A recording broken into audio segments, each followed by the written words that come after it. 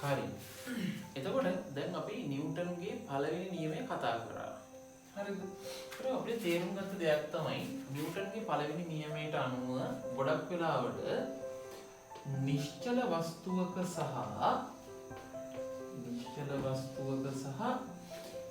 ඒකාකාර ප්‍රවේගයෙන් කියන්නේ ඒකාකාර ප්‍රවේගයෙන් ගමන් කරන වස්තු වල සංප්‍රයුක්ත බලය බිඳුවයි. එතන මේ වස්තු වල සංප්‍රයුක්ත බලය බිඳුවක් වෙන්නේ උදාහරණයක් විදිහට ගත්තොත් මම නෝමල් ගන්න නිශ්චල වස්තුවක් පෘෂ්ඨයක් උඩ තියලා තියෙන මේ වගේ වස්තුවක්. එතකොට මෙයා නිශ්චලයි නේ වස්තුව නිශ්චලව තියන්න පුළුවන්. එතකොට අපි දන්නවා මෙන්න මේකේ එකිනෙකට වෙනස් බල දෙකක් ක්‍රියා කරනවා. එකක් තමයි වස්තුවේ බල, අනිත් එක අභිලම්බ ප්‍රතික්‍රියාව. එතකොට දැන් මේ නිශ්චල වස්තුවක්. එතකොට මේකෙදි උනේ බරයි අභිලම්බ ප්‍රතික්‍රියාවයි දෙකම එකිනෙක සමාන වුණා. දිශාවෙන් ප්‍රතිවිරුද්ධ වුණා. ඒ දෙන්න කැන්සල් වෙලා ගිහිල්ලා සංප්‍රයුක්ත බලයේ බිඳුවක් වුණා. එතකොට මේ වස්තු මොකද බල දෙකයි. ඒ දෙක විශාලත්වයෙන් සමානයි. දිශාවෙන් ප්‍රතිවිරුද්ධයි. Cancel out. එහෙනම් සංප්‍රයුක්ත බලයේ බිඳුවයි. මෙයා හෙල්ලෙන්නේ නැහැ. එතකොට අපි එකට තේරෙන පොඩි කතාවක්. හරි ඕකේ. මේ බලයට මේ බලය සමානයි කියන්නේ මෙයා කොහොමද උඩ පහළ යන්න බෑ. කොහොමද හෙල්ලුමක් නැහැ. උඩ පහළ යන්න බෑ. මේ පැත්තෙන් අදින බලයට මේ පැත්තෙන් අදින බලය සමානයි. එතකොට අපිට පොඩි ප්‍රශ්නයක් කරලා මෙහෙම. එහෙනම් ඒකාකාර ප්‍රවේගයෙන් යන වස්තුවක් ගැන හිතුවොත් මම නිකමට හිතන්නම් මේ වගේ එකම වේගයෙන් යන වාහනයක් තියෙනවා මම නිකමට හිතන්නම්. වාහනයක් තියෙනවා මේක දැන් ගමන් කරන්නේ එකම වේගයෙන්. ඒකාකාර ප්‍රවේගයෙන් වගේ කියලා හිතමු. එකම වේගයෙන් යන වාහනයක්. එතකොට මෙයාගේ සංප්‍රයුක්ත බලයේ බිඳුවයි නිව්ටන්ගේ නියමයට අනුව. හරිද?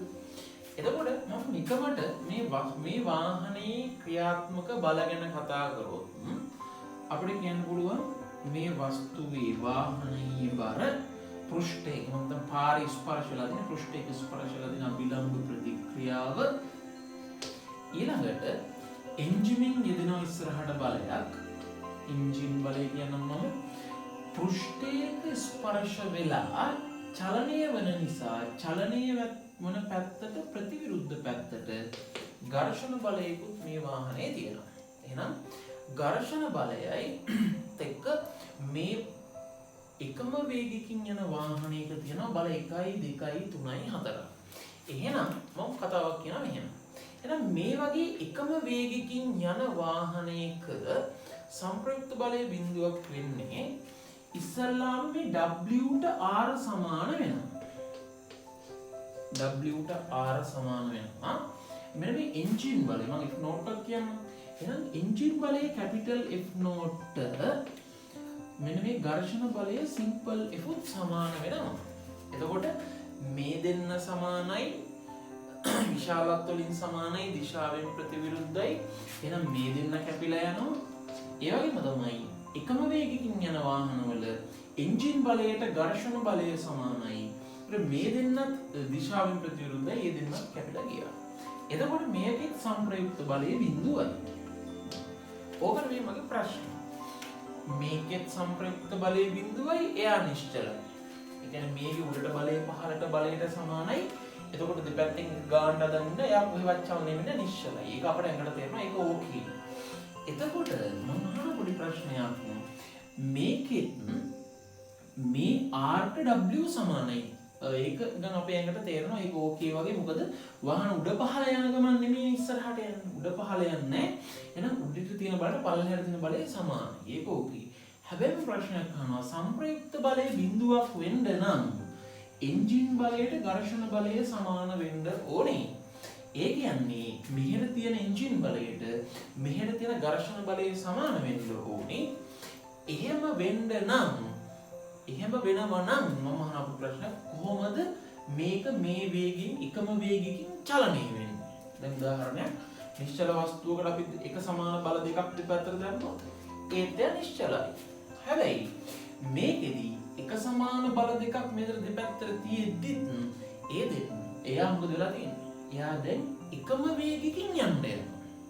එතකොට දැන් පොඩි ප්‍රශ්නයක් එක වස්තුවක හැටියට නම් දෙපැත්තට එකම බල දැම්මොත් එයා නිශ්චල නම් නිශ්චලයි. මේකේ දෙපැත්තට එකම බල ක්‍රියාත්මක වෙලා එයා එකම වේගකින් චලනය වෙන්න පටන් ගන්නවා. එතකොට මම අහන ප්‍රශ්නයක් කොහොමද එහෙම වෙන්නේ? එතකොට ඔන්න ඕක ගොඩක් කමෙන්ට් තියෙන ප්‍රශ්නයක් මගේ මැසේජ් එකකට දාලා තිබ්බා. ඒ හින්දා මම මේකට උත්තරයක් දෙන්න කියලා කල්පනා කරේ මේ වගේ වීඩියෝ එකකින්. එතකොට මෙහෙම කතාවක්. සාමාන්‍යයෙන් මම මේ වාහනේ පොඩ්ඩක් පැත්තකට ගන්නම්කෝ. මේ වාහනේ පොඩ්ඩක් පැත්තකට ගත්තොත් මේ වාහනේ ආරම්භය ගැන හිතුවොත් මේ වාහනේ ආරම්භය ගැන කොහේ හරි අපිට ගෙදර නවත්තලා තිබුණා මේ වාහනේ චලිත වෙන්න පටන් ගත්තේ කියලා. මේ වාහනේ ආරම්භය ගැන හිතුවොත් ඒත් අපිට බල 4ක් තියෙනවා කියලා ගන්න පුළුවන්. ඔය වගේ බල 4ක්. එතකොට ඒ තමයි බර, අභිලම් ප්‍රතික්‍රියාව, එන්ජින් බලය, ඝර්ෂණ බලය. ඔය හතරම ආරම්භෙදි තියෙනවා. හැබැයි මෙයා ආරම්භෙදි මම ස්ටාර්ට් කරගෙන ආරම්භෙදී මෙයාට මෙයා නම් සමානයි. මෙයා උඩ පහළ යන්නේ. හැබැයි ආරම්භෙදී එන්ජින් බලයට ආරම්භෙදී කියන්නේ මේ ගමන පටන් ගන්න තැනදී එන්ජින් බලයට ඝර්ෂණ බලය සමාන වෙන්නේ නැහැ. අනිවාර්යෙන් ආරම්භෙදී එන්ජින් බලය ලොකුයි ඝර්ෂණ බලය පොඩි. ඒ හින්දා මෙයා ඉස්සරහට යන්න පටන් ගන්නවා. ඒ ආරම්භය. එතකොට ආරම්භෙදී කැපිටල් F ලොකුයි සිම්පල් F ට වඩා ඒ හින්දා මෙයා ඉස්සරහට යන්න පටන් ගන්නවා. ඉස්සරහට යමින් ඉන්න අතරතුරේදී තමයි මොකක් වෙන්නේද? දැන් මෙයා ඉස්සරහට යමින් ඉන්න අතරතුරකදී තමයි එන්ජින් බලය ටික ටික අඩු වෙලා ඝර්ෂණ බලයට සමාන වෙන්නේ. අන්න ඒ වගේ වෙලාවක දැන් යමින් ඉන්න අතරතුරේදී හරිද? යමින් ඉන්න අතරතුරේදී මොකද වුනේ? එන්ජින් බලය ටික ටික අඩු වෙලා එයා ඝර්ෂණ බලයට සමාන වෙන්න පුළුවන්. සාධාරණයි. චලනය වෙමින් ඉන්න අතරතුරේ මුලින් මේ දෙන්න සමාන නැහැ. මුලින්ම ඉතින් මේ දෙන්න සමාන මෙයා කොහොමත් යන්නේ. එහෙනම් ආරම්භෙදී මේ දෙන්න සමාන නැහැ. මෙයා ලොකුයි, මෙයා පොඩි. ඒ හින්දා ඉස්සරහට චලනය වෙන්න ගත්තා. චලනය වෙමින් ඉන්න අතරතුරේදී තමයි මේ දෙන්න සමාන වුනේ. එතකොට මොකද වෙන්නේ? යම්කිසි වස්තුවක් චලනය වෙමින් ඉන්න අතරතුරේ සංප්‍රයුක්ත බලයේ බිඳුවක් වුණොත් තමයි එයා එතනින් එහාට එකම වේගකින් යන්න පටන් ගන්නේ.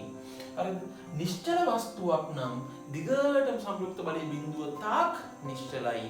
චලනය වෙමින් ඉන්න අතරතුරේදී වස්තුවක සංප්‍රයුක්ත බල බිඳුවක් වුණොත් එයා දිගටම එකම වේගකින් යනවා.